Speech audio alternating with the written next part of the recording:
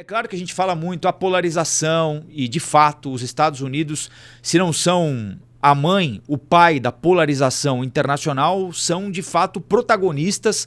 O país é protagonista nesse processo de polarização política que contamina o mundo já há alguns bons anos, né? Mas está na história americana a violência política, né? Hoje, na Jovem Pan, nós mostrávamos uma reportagem logo cedo que falava em 16 atentados contra políticos nos Estados Unidos, com 5 mortes, sendo 4 presidentes. Ou seja, 4 presidentes no exercício do mandato morreram vítimas de atentados nos Estados Unidos, mais um candidato. Ou seja, 5 presidentes ou candidatos morreram vítimas de atentados nos Estados Unidos, com alguns atentados célebres, como aconteceu com John Fitzgerald Kennedy, como aconteceu com Ronald Reagan em 1981. Por que os Estados Unidos resolvem as suas diferenças à bala? Por que é tanta gente lunática querendo matar, ou por adoração, ou por ódio absoluto, um presidente norte-americano ou um candidato à presidência dos Estados Unidos? Isso vai para além da polarização, porque isso está na história norte-americana, né, Urian?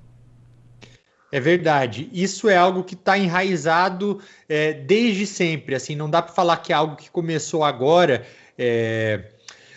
O presidente dos Estados Unidos, da maneira como essa figura central ocupa o poder lá, a gente estava falando alguns dias também da eleição na França. Então, a França que divide ali, né, o presidente com o primeiro-ministro também. Nos Estados Unidos, a figura do presidente é o personagem principal do poder norte-americano. Então, essas pessoas acabam sendo alvo, muitas vezes, daquelas pessoas que querem mandar algum tipo de mensagem. Então acreditam que assassinando um presidente ou um candidato à presidência, elas vão mandar um recado e que esse recado vai ser entendido pela sociedade. Mas não é algo novo. Talvez o diferencial que exista agora em relação às outras tentativas tenha sido o fato de que, juntamente a esse atentado, surgem aquelas teorias da conspiração. Então, isso de uma maneira como a gente nunca viu antes, poucas horas depois, poucos minutos, na verdade, por conta da internet, que é algo que não existia décadas ou mais de um século atrás. Então, surge esse novo elemento agora que chocou a população norte-americana e que tem feito com que os dois candidatos mudassem a estratégia de campanha. Pois é, quem está nos acompanhando por imagem, seja ao vivo, seja gravado, não está nos acompanhando pelo Spotify. Aliás, para quem está nos acompanhando pelo Spotify, eu posso transcrever aqui, enquanto o Urian Fancelli traz a análise dele a respeito do que aconteceu. Nós estamos, o Thiago Beirigo e a Bia estão girando para a gente algumas imagens aqui do episódio do último sábado. Urian, o ex-presidente Donald Trump, candidato republicano, tem, para usar uma expressão dita pelo Thomas Trauman e pelo Felipe Nunes, que escreveram um livro recente aqui, tem um apoio cristalizado, né? Sedimentado. Um apoio e uma rejeição cristalizados, sedimentados. Tem sempre uma margem muito pequena de votantes que ora optam pelo republicano, ora optam pelo democrata, especialmente naqueles swing states, né? Os estados que balançam numa eleição para o democrata, numa eleição para o candidato republicano.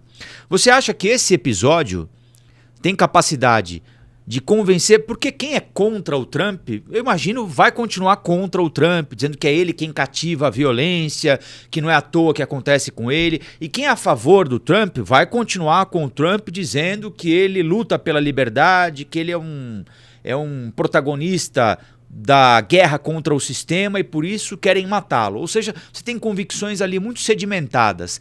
Esse pequeno grupo que flutua, ele pode se convencer com o atentado ou ele tende a ficar ao lado daqueles que acham que, de certa maneira, a presença de Trump, como aconteceu lá no dia 6 de janeiro de 2021, de certa forma cativa a violência, que ele é um autor e não uma vítima, necessariamente, como aconteceu nesse episódio, mas de raiva no processo político?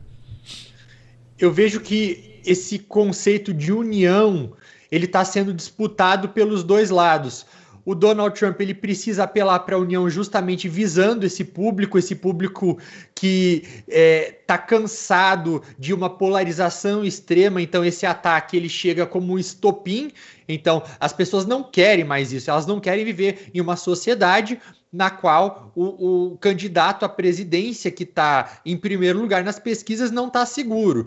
Então, o alvo do Trump é esse público, até mesmo por conta disso que ele amenizou aquele seu discurso radical, ele tem atacado bastante o Biden ao longo da sua carreira, não dá nem para falar só dessa eleição atual, mas ao longo da carreira ele tem feito isso, fez isso no debate, debochou do Biden, debochou da idade, da condição física do Biden, só que a partir do momento em que ele sofre esse ataque, ele não pode mais fazer isso.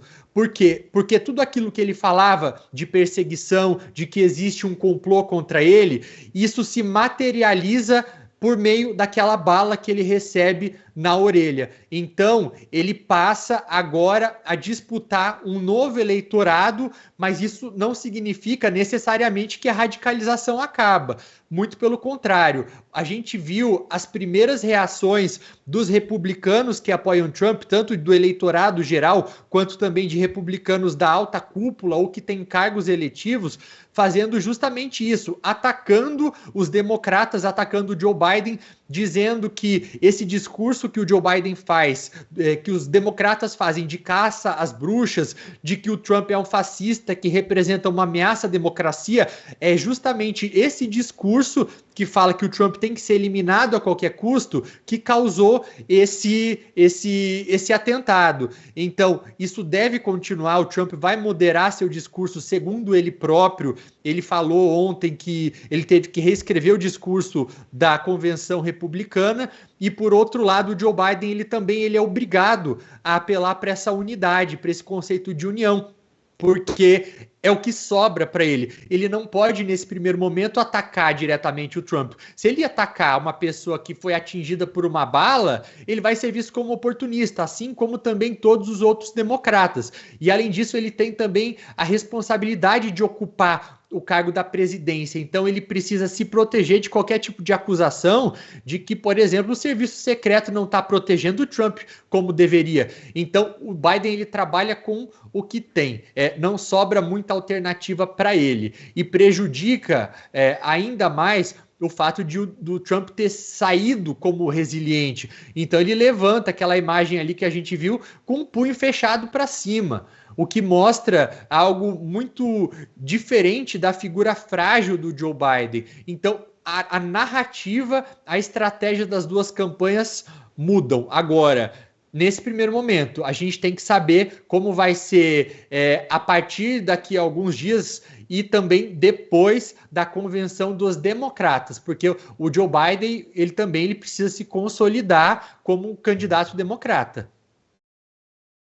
Essas fotos, nós estamos mostrando aí fotos do ex-presidente Trump de pé, ensanguentado, com o punho cerrado, gritando lutem, lutem para as pessoas que estavam ali, não é? Depois ele deu uma entrevista hoje, dizendo eu não devia estar aqui, né? Como quem diz assim, era para eu estar morto, não era para eu estar aqui agora te dando uma entrevista, mas estou aqui. Isso ressalta a condição de alguém que está acima da possibilidade da morte, né? Alguém que com um movimento de cabeça escapou da morte, né? Porque essa bala, se ele não tivesse feito o movimento da cabeça, a bala provavelmente teria o atingido em cheio e a chance de ele não estar aqui de fato agora era enorme. Ele faz um movimento e a bala o atinge de raspão e ele consegue se colocar de pé ensanguentado e começa a gritar lutem, lutem, lutem. Ou seja, do ponto de vista do marketing político, isso dá a ele um instrumento poderosíssimo para demonstrar vigor. Exatamente o que o adversário não tem. E esse era o principal tema da campanha até agora, né? A falta de vigor de Biden, a falta de energia, as confusões, as trocas de nomes, os raciocínios que ficam pelo caminho, porque ele se perde, esquece o que estava dizendo.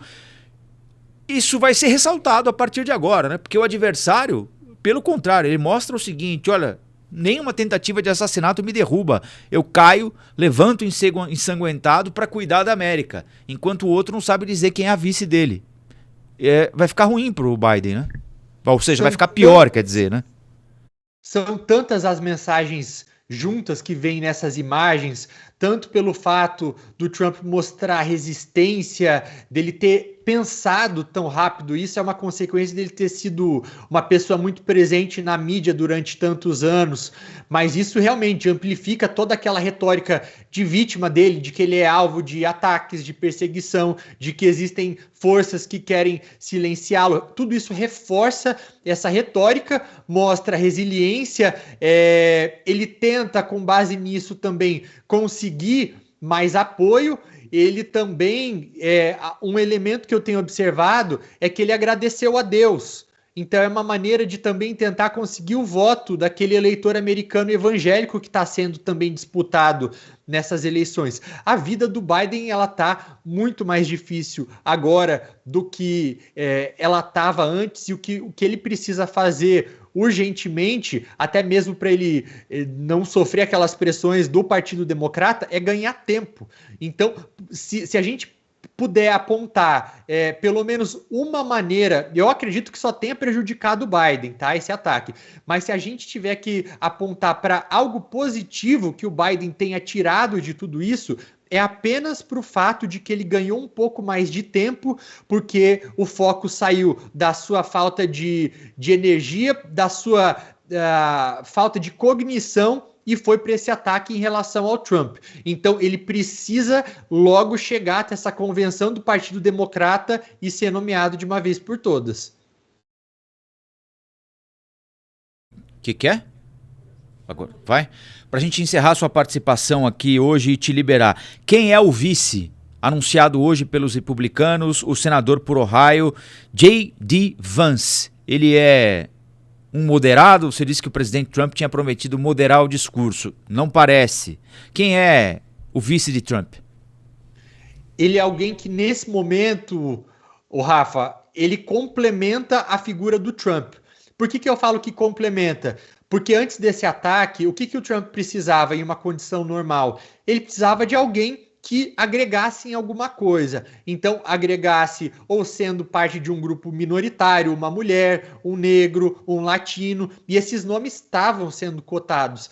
Agora, nesse momento, depois que o Trump modera o seu discurso, ele precisa do quê? De uma pessoa radical novamente para poder falar aquelas coisas que ele não pode mais nesse momento. Então, o J.D. Vance, ele surge como essa pessoa que lá atrás, há alguns anos, em 2016, ele era muito crítico ao Donald Trump, mas ele começa a mudar essa postura ao longo do tempo. Então, ele tem algumas semelhanças em relação a um discurso mais populista, a expressar admiração por algumas figuras radicais de fora dos Estados Unidos, como é o caso do Viktor Orbán, na Hungria.